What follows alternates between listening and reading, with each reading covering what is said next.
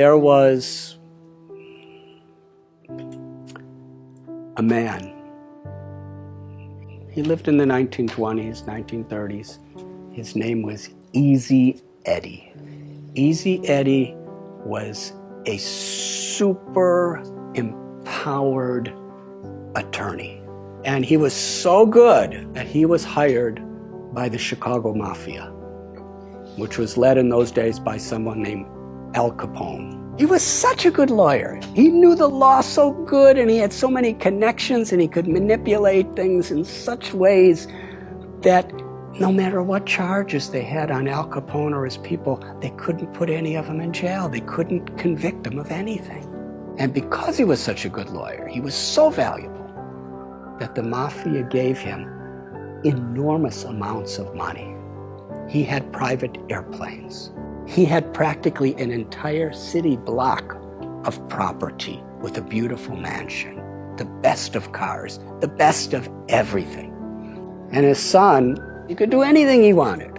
But Easy Eddie was thinking, I've given my son everything. Everything money could buy. But there's one thing I haven't given my son. I haven't given him an example of a father that he could be proud of. And he thought about this for some time. And Easy Eddie came to the conclusion, the only way I could give my son a father with a legacy of a good name is I have to help the government put the Mafia in prison. Because the Mafia was killing people, and he was getting them off. Getting people addicted to drugs and alcohol, and he was getting them off.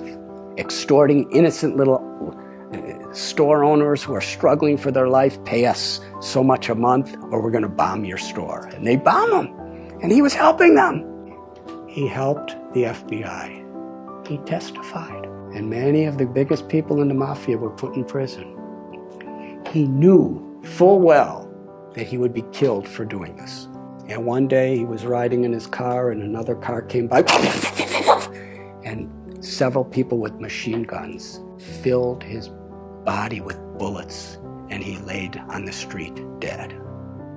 He paid a very high price to give his son a father who he could be proud of.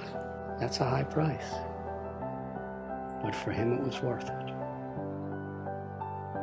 Now I'm going to tell you another story.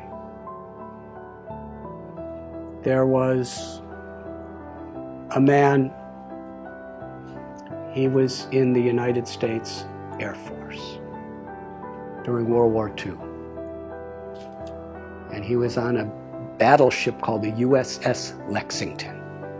And he took off from his ship with a squadron of other airplanes, maybe 6 or 7, to go fight against the Japanese. As they were flying in the sky, this person realized that someone on the ship forgot to put fuel in his tank. So he radioed to the leader of his formation and said, I have to go back. He said, well, we can't. You go back. We have to keep going. On his way back, he saw about 9 Japanese bombers coming toward the USS Lexington to sink the boat, and there were thousands of people on the boat. He was alone, and there were 9 of them, and he decided, I have to stop them, because the ship, they didn't know what was happening. So he single-handedly charged at these 9 airplanes and was shooting and shooting and shooting, and he actually had 2 of them fall into the ocean.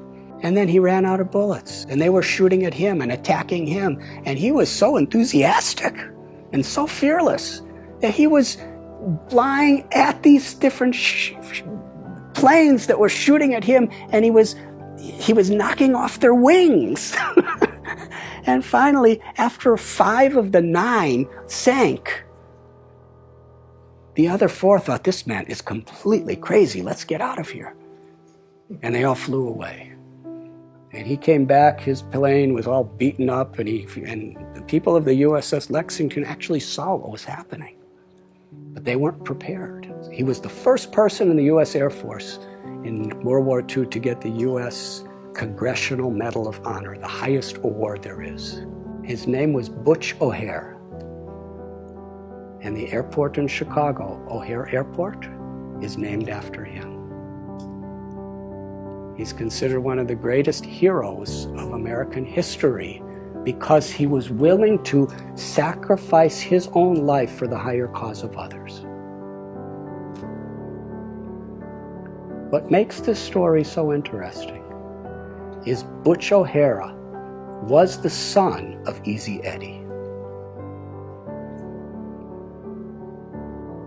That's a strong foundation. What are we giving our children? I have seen in my life traveling around, I've been wandering around this planet for 63 years now. I've seen people work so hard for money, give it to their children, and then their children fight as enemies to see who gets it. Is that the legacy? Is that fulfilling life?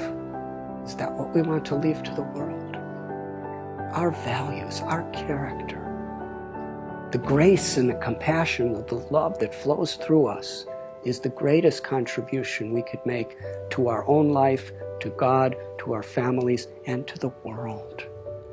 And when we have those values, and we work and we build that foundation through good company and good practices and good decisions, then we could have a wonderful, fulfilling, meaningful life beyond birth, beyond death. And we could leave that as a legacy for the world.